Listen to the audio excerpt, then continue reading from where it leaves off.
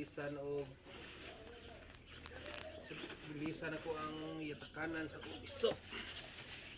Mao ni ang klase sa sagbot nga akong ilis guys para limpyo sa permintiw at adlaw ilisan ang piso para dili madaot. Makadaot na yung pi. Tapos ang sakit sa piso. Bugam na.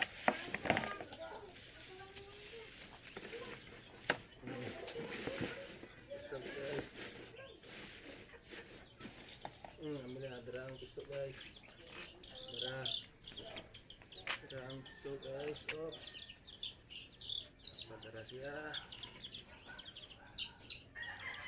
Padara siya guys. Uli.